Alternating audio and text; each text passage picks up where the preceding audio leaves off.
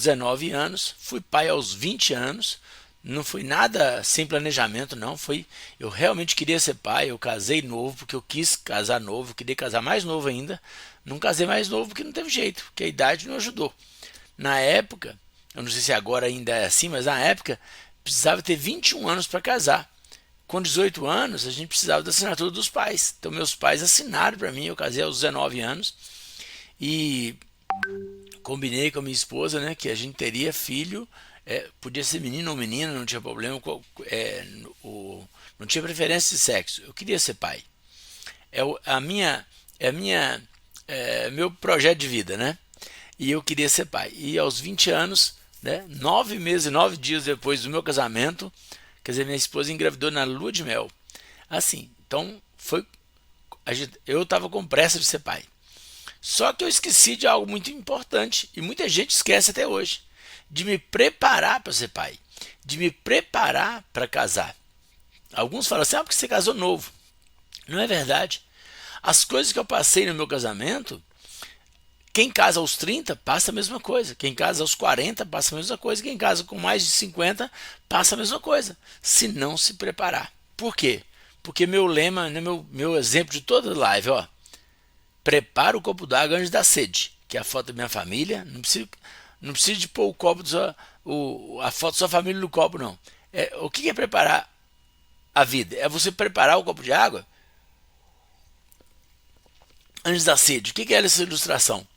É você aprender o assunto antes de se casar. Aprender sobre criar filhos antes de ter filhos. E a maioria das pessoas até hoje não se preparam.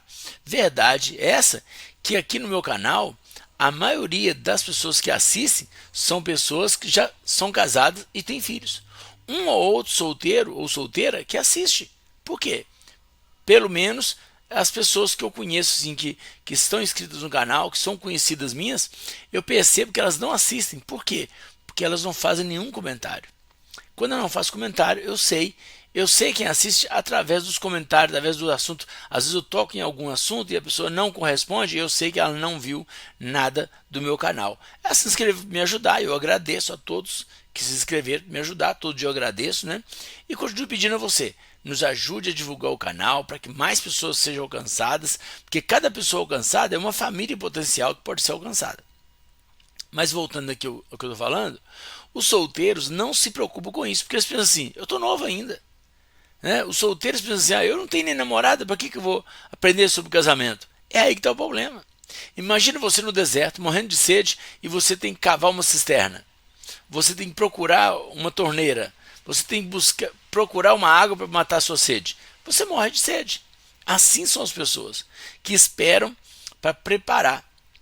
Esperam vir a necessidade para eles se prepararem. Mas não, a preparação é para isso.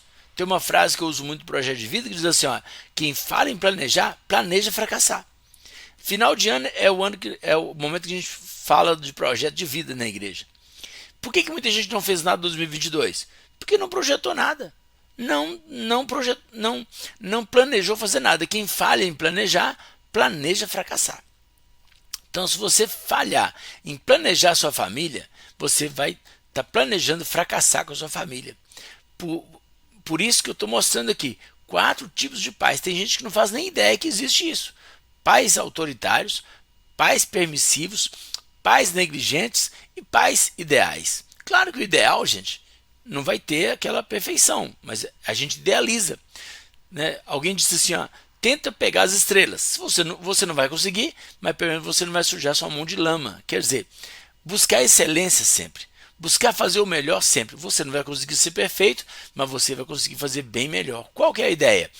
Cada geração fazer um pouco melhor do que a geração anterior. E nós estamos hoje terminando a primeiro tipo de pai, que são os pais autoritários. E eu falei aqui na primeira e na segunda live sobre o que são os pais. Só fazer um resumo para a gente falar hoje das consequências, que eu só comecei a falar ontem e hoje vamos dar continuidade. Pais autoritários são rigorosos, pouco empáticos, pouco afetuosos, usam regras rígidas que os filhos não estão de acordo, eles não são consultados para saber se estão de acordo. O descumprimento de regras gera punição, muitas vezes, né, física espancamento, e aí vem as leis. O pessoal fala assim, mas o governo não pode bater em criança. Claro que não pode, criança não é saco de pancada. A maioria dos pais que batem nas crianças, eles descarregam nos filhos a ira que está em outra coisa ou em outra pessoa. Desconto nos filhos, porque eles são mais frágeis, eles são vulneráveis. Né? Deus nos deu um presente. Tá? Por que eu falo que a nossa fala é de acordo com a palavra de Deus? Porque a Bíblia diz assim, ó, se o Senhor não edificar a casa, em vão trabalham os que edificam. Se Deus não construir a nossa família, nós vamos trabalhar em vão. Está cheio de gente preocupada demais em ter dinheiro, em ter um bom emprego, em ter uma boa profissão. E isso é muito importante mesmo.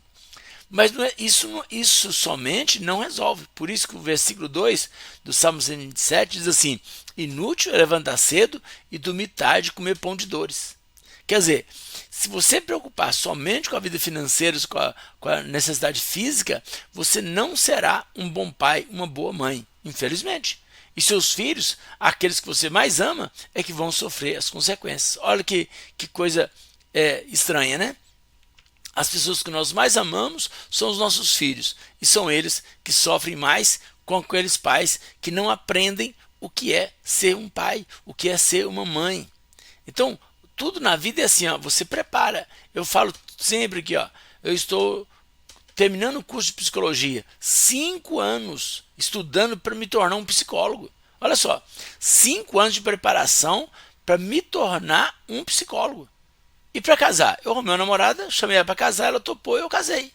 Eu não fiz curso nenhum. Eu fiz curso de noivo. Gente, 3, 4 encontros de 1 hora, de 2 horas de conversa é curso de noivo. Isso é só para não falar que não fez nada.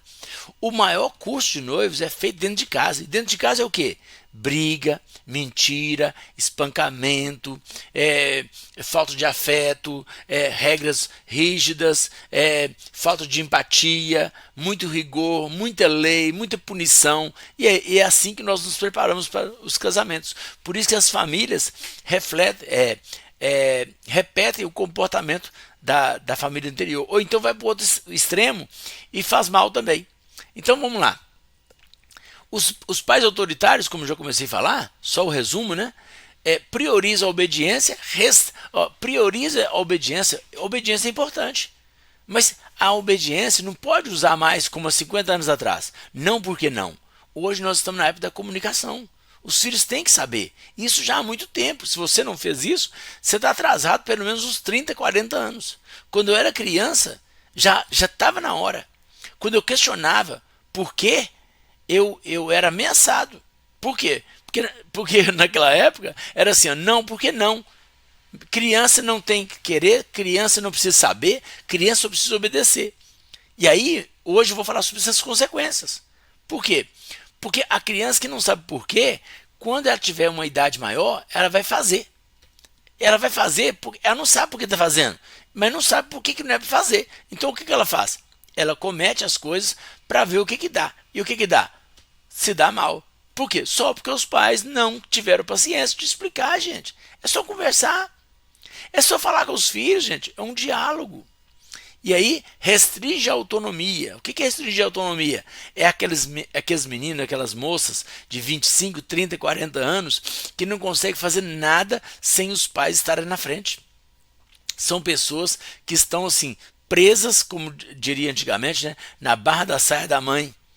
Então, é aqueles meninos que não sabem fazer nada, não sabem fazer um negócio, não sabem viajar, não sabem conversar. Por quê? Porque foi tão restringido na obediência que não tem autonomia. E a criança tem que ter autonomia. O que é autonomia? A criança, quando está crescendo, ela está no colo. Ela é bebê, ela é alimentada, os pais dão banho nela, dão comida para ela, carregam ela. Ela vai criando autonomia. O que ela começa a fazer? Engatinhar. Depois ela começa a andar, a autonomia, ela começa a andar sozinha, tá? Autonomia. Ela começa a pegar, ela cresce um pouquinho, ela consegue pegar água e tomar na mamadeira, primeiro, depois no copo. Ela consegue comer sozinha. Daí 3, 4 anos ela começa a fazer cocô, fazer xixi sozinha. Olha só, autonomia. E assim, na adolescência, o adolescente consegue pegar um ônibus, pegar um Uber, ir na casa da avó, na casa da tia, fazer um trabalho de escola. Isso é um desenvolvimento normal de autonomia, mas tem adolescentes que não podem fazer isso. Por quê? Porque é vedado esse direito a ele. Porque os pais são muito autoritários, rigorosos, pouco empáticos, pouco afetuosos, regras rígidas. E os filhos nem sabem por quê. Só sabem que não pode. E aí, eles, por priorizar a obediência e restringir a autonomia, desconsideram o ponto de vista do filho. E os filhos não sabem por quê. Isso promove o quê? Vínculos frágeis. Quer dizer, qual que é um dos maiores queixos dos pais de hoje em dia, dessa geração? Vou falar dessa geração agora, hein? Quem tem filho aí de, sei lá, de 25 anos para baixo. Vamos pegar essa turma aí, ó. A maioria dos pais que eu converso, eles reclamam, eles têm uma reclamação em comum. Não, os filhos não conversam com eles. Por que será? Olha, você que é pai e mãe, você tem todo o tempo da vida dos seus filhos para estabelecer um relacionamento. Eu sei que isso pode doer, eu sei que alguns nem concordam, mas a verdade é essa. Não é, eu não tirei essa ideia da minha cabeça nem do cotovelo. Isso são pesquisas, são coisas que vão acontecendo, o pessoal vai pesquisando, vai conversando, vai entrevistando as pessoas e percebendo por que os adolescentes, os jovens, não querem conversar com os pais. Por quê? Porque existe uma fragilização do vínculo. Por quê? Por causa do autoritarismo. Porque os pais eram rigorosos. Dentre outras coisas, tá? Estou falando só do ponto de vista do autoritário. Depois eu vou falar do permissivo e do negligente. Que alguns problemas vão se repetir com os pais autoritários.